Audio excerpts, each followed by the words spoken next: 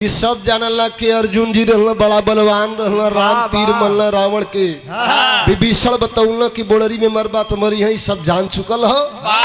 एक नया युग, ये आधुनिक युग में सामाजिक चित्रण, ये समाज के लिए नहीं रामायण है नहीं महाभारत है, न क्यों बोली ये सामाजिक चित्रण। भैया देखा समाज में कैसन कैसन लोग रहेलन। एक ठे गांव में एक ठे पंडित जी हुआ, बड़ा चर्चित पंडित जी हुआ, जे करे दुआरे जाए बड़ा इज्जत भाव मिले, उनके बड़ा ज्ञानी भी रहलन। वो पंडित जी का चर्चा रहल भैया। समय का फेर हो, धीरे धीरे पंडित जी बुढ़ौती की ओर लटकत हुआ। पंडित जी के संगवा एक ठे हजाम महाराज भी रहना, नाऊ महाराज, वो संगवा रहत रहना। जिसे पंडित जी कहे कि मंगल भगवान विष्णु मंगल, तो ई कुलबतिया जनता रहे जैसे हेल्पर टाइप कर रहा है ना, मिस्त्री के संगे लेबर, वही तेरे पंडित जी के संगवा एक ठे हजाम नाऊ महाराज रहलन। पंडित जी पावा 500 तो 200-400 एनहो कर लह जाए नाऊ महाराज का। हर गौवा में हुआ भैया, बुरा मत मानी क्यों, समाज बतौली की 5 जने जहाँ बैठ जाला वहाँ परमेश्वर का वास होला। वो पंडित जी धीरे धीरे पंचो बुढ़ाए गए, न केहू बड़ा खास रहे। पीछे वाले भैया लोग बड़ा खास जे रहा, वही के दुआरे जाऊ मोटरसाइकिल में कोई भेजे तो चल जा। बड़ा नामी, बड़ा ज्ञानी, बड़ा पहुंचल पंडित जी रहना। ताज देखा यही जिला से चलल है, हमन तर जाई टेम्पू सेम्पू ना।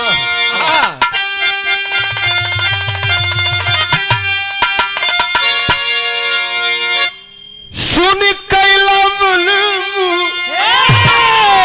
अरे सुन कैला बलमू,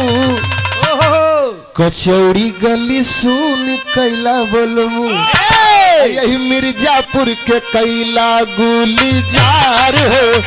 कचौड़ी गली सुन कैला बलमू। चढ़ी राजा चढ़ी,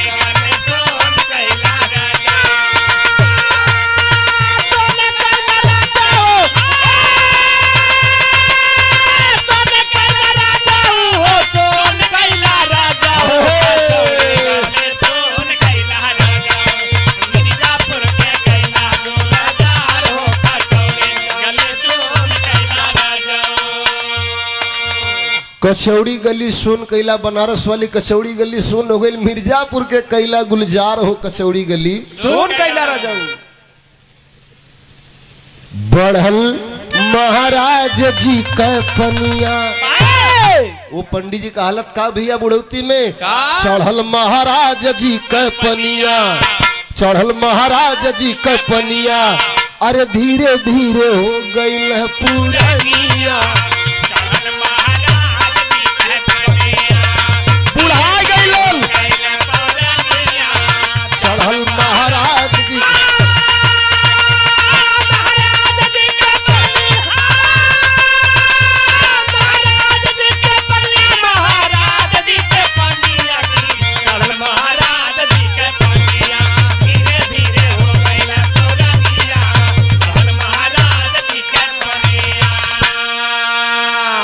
चढ़ल महाराज जी कपनिया। पंडित जी का सेवा का भैया, कहीं कुर्ता चाउर, कहीं धोती कुर्ता चाउर, कहीं कुछ जे करे दुआरे जा चाउर गेहूं साफा माला सब दे। पंडित जी का नामी रहलन। पंडित जी बुढ़ाई गिले, पंचो कथा उथा कह बन कर दिलन। आपन लोग बतावा जे कोनो रोजगार करत हुआ उसे पैसा आवत है और रोजगार बंद हो जाई तो धीरे धीरे दिन बदलला। पंडित जी पावा 500 तो नाऊ महाराज पावत, नाऊ महाराज 200-400 लहाय ले, एकरे जहर खैले का पैसा ना हो। वही जेठ के दोपहरिया में घरे में बैठ के पसीना काछत कि पंडित जी के संगवा रहली तो 2-4 पैसा का काम हो जात रहल। अब पंडित जी बुढ़ाई गिला, केहू केहू बोला वाला तो मोटरसाइकिल से लिया के छोड़ देला, और नहीं के देला हम तो मिली उली ना। वो ये महंगाई में जहर खैले का पैसा ना, तो देखा लात खाए का काम कैले के हो नाऊ महाराज। कहल गए पंचो तन का बढ़ल ठीक है, लेकिन मन का बढ़ल ना ठीक है। ई सोचलस काहे न पंडित जी वाला कमवा हम ही फान दे, सारी अंतर मंतर जंतर कुल जनता है। अच्छा आप लोग बताओ मार खाए काम ना कैले कहलस की काहे न पंडित जी बुढ़ाए गई ना हम दूसर जिला पकड़ नहीं क्यों चिन्ह थोड़ी हमके कि हम ना महाराज है तर्ज लगा हो कौन तर्ज हो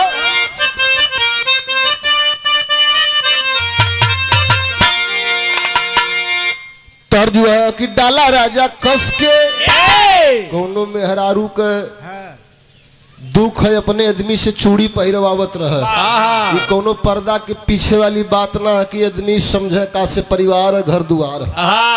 चट्टी चौराहे पर बिरहा होला तो आदमी कुछ बोल दे लेकिन गांव घर परिवार में बड़ा सोच समझ के बहन बिटिया है सबके बोले के होला तो चूड़िया पहिरावत कहे डाला राजा कस के अरे डाला राजा कस के निकाला है अपने मन से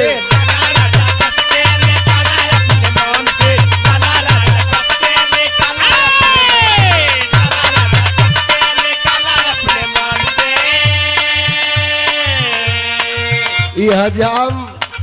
नाव महाराज कल कहिया ले कमाईब छुरी कई चीज चलाए के कहिया ले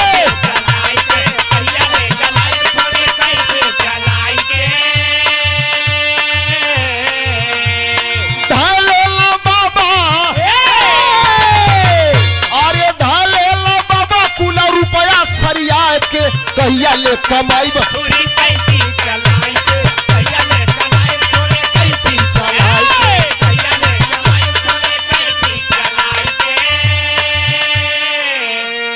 एकरे मन में लालच आ गल कि कहिया ले यार बार दाढ़ी बनाई कोनो 10 रुपया देथो कोनो 20 रुपया देथो दू चार बढ़िया बढ़िया सैलून खुल गई हमन के पुछवा रहे ना तो ये भैया गयल घरे में तो करे जहर खैले के पैसा ना हो गयल तो देखा कर मन पूरा बन गल के बनब हम पंडित है गयल घरे में पिसान घोर के भर माथा पोत लेला चंदन हो ओकर चंदन के पैसा ना रहे उ भर माथा पिसान पोत लेलस अंड का बंड नगौछा धोती कुर्ता पहन लेलस ईटा बुक के पर कुल लगाए के बनौलस मदारी वाला भेष आ चल देलस जिला दूसरे जिला में कैसे कहिया ले कमाई में छुरी कई चीज चलाई के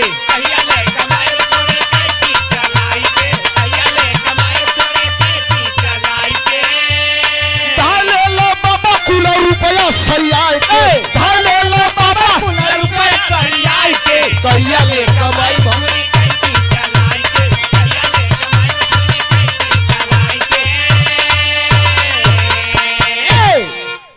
अंड कबंड नगौछा गौछा चंदन टीका लगाए के बतौले बिना घरे से चल देला जैसे बनारस गाजीपुर है आजमगढ़ बलिया गोरखपुर देवरिया प्रतापगढ़ कौशाम्बी इलाहाबाद मऊ हो यही तेरे अपन एक जिला पकड़ लेलस से भैया आ जिला पकड़ लेलस तो जाए के अबनेत भी करत है क्यों गोड़ो धरा करे अरे पता नहीं नहीं लेवे कि ना दूर रे बाप अच्छा मेहरारून का बात हम बतावत है मेहरारून से कौनो बात पचैले ना चाहे हमारे घरे का हो चाहे दुनिया के घरे का बुराई ना करती है मेहरारू हमन में बेस संवर्धन में बेस मेहरारून से भैया बात ना पचले दुर्जन उस्ताद गौले रहना कि मेहरारू ना पचई है बतिया अपन कैल कमाई जौन मर्द बतलई है मेहरारू ना पचई है बतिया मेहरारून के भैया एकदम जैसे दूठे रहनी भैया गईल तो भैया देखा वो घास करे गईल कैसे जाता घास करा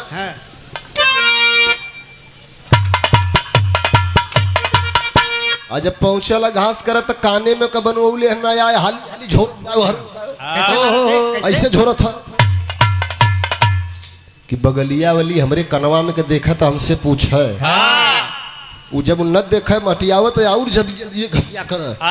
झोंका शुरू कैलस तब ले कलस कहा बहन बनवलू का कही हाँ बहन बनवली नानी का कहा अरे बहन बहुत बढ़िया एक हमारे वही दो वाला कली पियत बात सांप के लेकिन बात वजह से उठ जाई पूरे गांव का चर्चा हो जाये कहीं बहन हम सुनल कहते कि उसे कहा हम सुनल कहते सर्वा पूरा गांव जान जाई कोड यह रही कि उसे कहा मत हमहू सुनले कहत है फलनिया के मुहे हमहू सुनले कहत है सर्वा पूरा गांव जान चाहिए। यही तरह में हरारू चर्चा करे लगलीन। अरे वाह एक बुढ़ावा पंडित जी रहना लबर लबर करे उनकर समझ में ना आवे ए बहिन एक ठे पंडित जी हुआ सांवरे कहूँ नटोल कहूँ एकदम बढ़िया बढ़िया फरिया के कथवा कहत हुआ। अब देखा पंडित जी का दिन हजाम महाराज का दिन बदला लगल क्यों ना जाना तक जात कहूँ ना बनल हुआ पंडित पंडित। अब धीरे धीरे भैया चला लगल जलवा इनकर और रोज कथा पर कथा कथा पर कथा जब रुपया आवेले तो दिन भी बदलला बाबा लगल चिकनाए लगल फुल्ला लगल मोटाए हाँ के हो घीवो न खाए हो घी भी खाए हाँ। छेना छील के खाए। ए भैया केहू के दुआरे जैसे आप लोग हुआ हमारे दुआरे आपके दुआरे पंडित जी आ जाए तो बढ़िया लोटा में पानी देवल जाए साफ साफ बिछा देवल जाए कि पंडित जी हुआ ई केहू के यहाँ जा तो केहू गोड़ धरा करे रे रे पानी नहीं ले के बात सारे तर्जु है लगल है कौन तर्ज है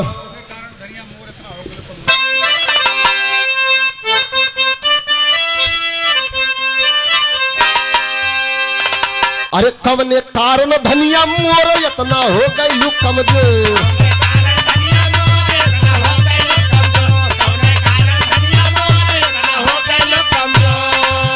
कवने कारण धनिया मोर इतना हो गई लू कमजोर क्यों मरलस के गरियौलस वही नहीं हारा में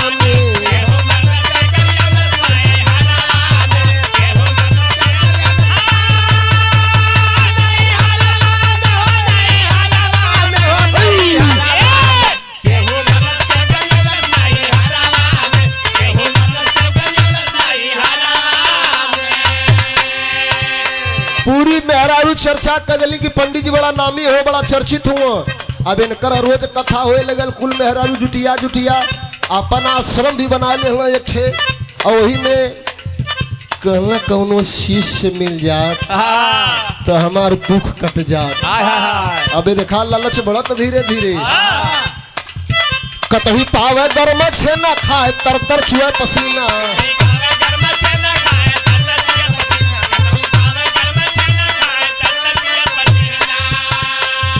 कतही पावे गर्म छे ना खाए तर तर चुआ पसीना फेना हो का जजमान जजमनिया में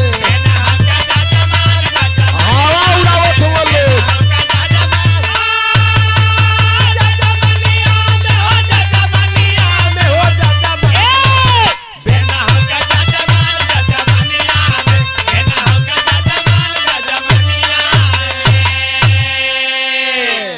अरे बाप रे बाप केहू के दुआरे जाए आदमी छेना दे घर में बुनिया दे खाए अपन पसीना छुए आदमी बिना हो कि पंडित जी की कोनो दिक्कत ना हो न हो केहू जानत ना कि बनल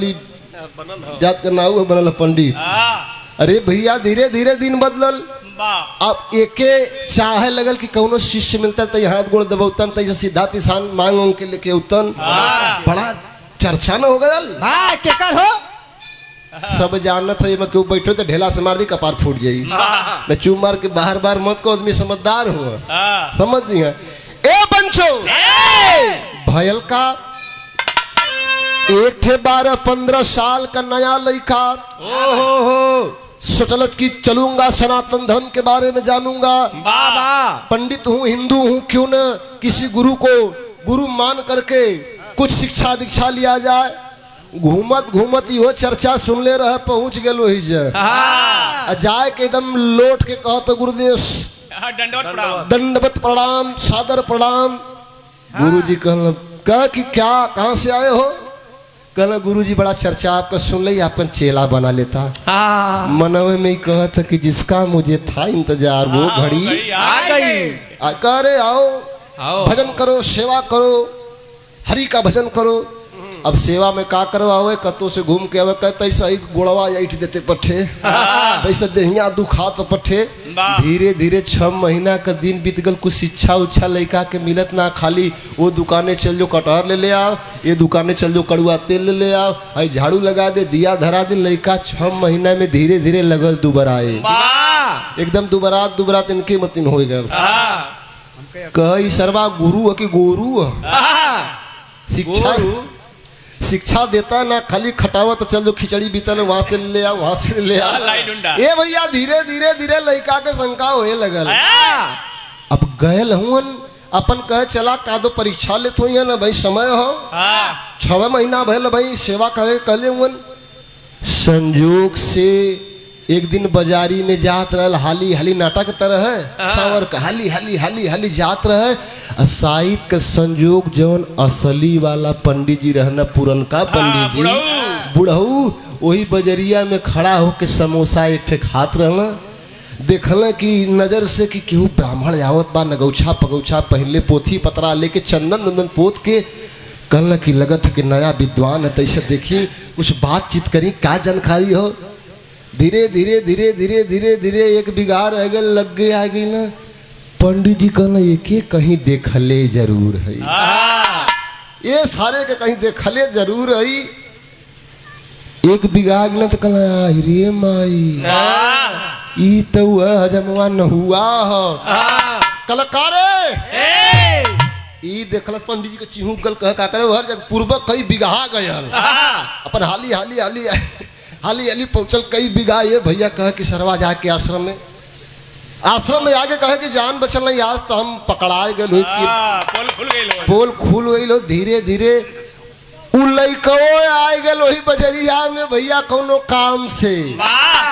कौनो काम से आयल तो पंडित जी के देख लेलस प्रणाम कैलस कलस पंडित जी बड़ा बुजुर्ग हुआ आप एक ठे हमार गुरु जी हुवन 6 महीना से खटावत हुवन कौनो शिक्षा दीक्षा देत ना हुवन मुआ देवल चाहत हुवन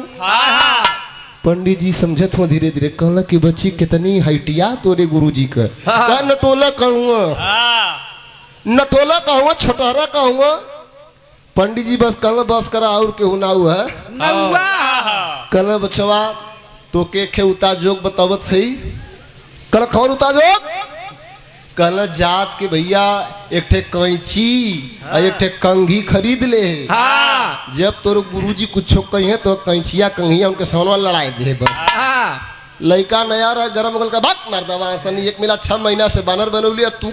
तोके कहली कि कोनो उता जोग बतावा कोनो जंतर भभूत दा बानी तो कथवा कैंची कंघी ले ला तू तो वहू से जहर लगत समझ दवा लइकवा फिर आयल रस्ते में कल का दो बड़ बुजुर्ग हुआ विद्वान हुआ इहो हमार परीक्षा लेत हुआ एक ठे कैंची 5 रुपया का कंघी खरीद के जेबा में रख ले ये तवन सोचलस कि आज पकड़ाए गए हुई कई किलोमीटर दौड़ के आए थकल लइका कार ले ये तो खुशैला अपने भीतर से कि मन का गोद नहीं चकुआ ना कैंचिया का रे गुरुजी कुछ ना कहते तेल गरमा तैसे दहिया मल देते हमार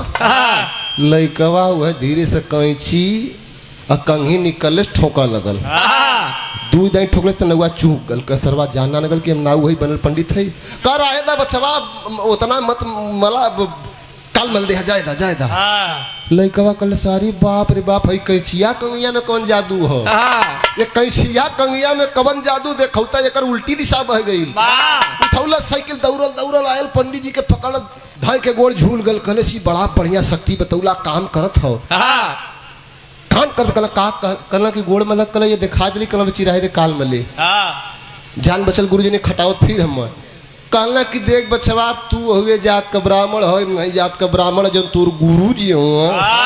वो हमारे संगवा जजमानी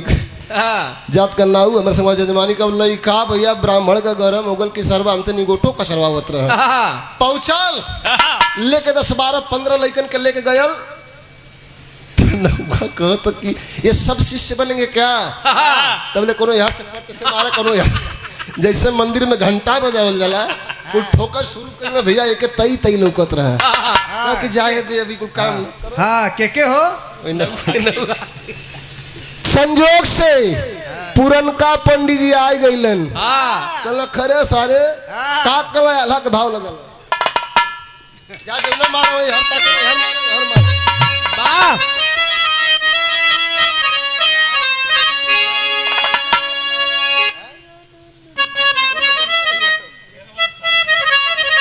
ये लाइन सबके बदे देखा ओरिजिनल जवन हुआ अमीर हुआ गरीब हुआ सबसे बड़ा काम ईमानदारी हो अपन नियत सही रखा अपन नजर सोच सही रखा अमीरी गरीबी ना हो जे रोटी खाता जे नमक खाता वो अमीर भी खाता वो गरीब भी खाता भले कम खाता लेकिन खात जरूर है क्योंकि 5 बीघा हमारे 3 बीघा इमन को अपने कर्म पर विश्वास करिए अपने मेहनत पर विश्वास करिए तो पंडित जी है बतौलन का बतौलन अरे शेरवा के खाल में छिपी कबले भेड़िया भैया।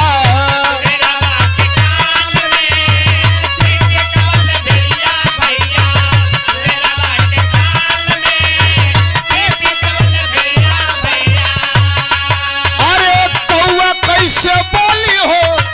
कोयलिया का बोल, कौआ कैसे बोली हो।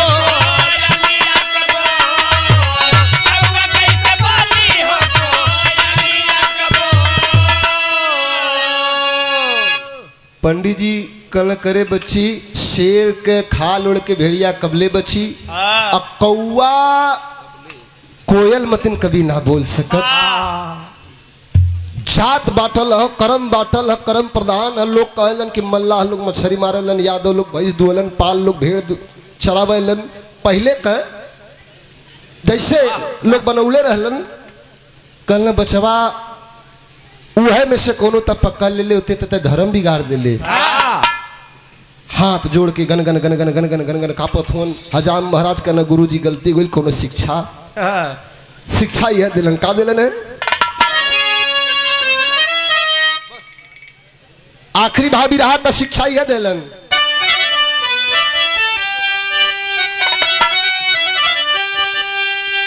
ये लाइन सबके बदे है चाचा, तैसे असल छोड़ के सबके बदे हो। असल छोड़ के कबो नकल से तार जिन जोड़ा, से नूर देख दूसरे काया पल्ली लार में थोड़ा।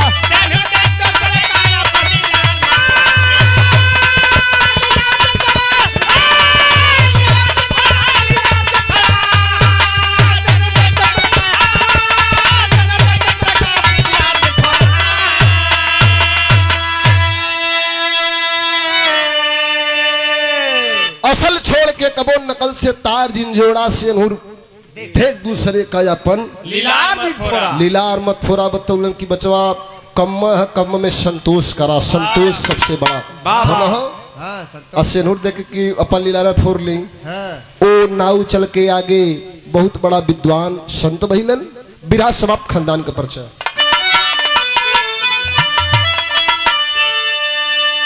तो गुरु बिहारी गुरुपत गुरु कहाँ अच्छा है बर,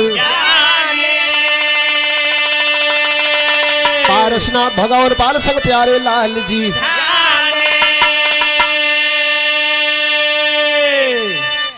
असलियत के छुपावे बाबा जी,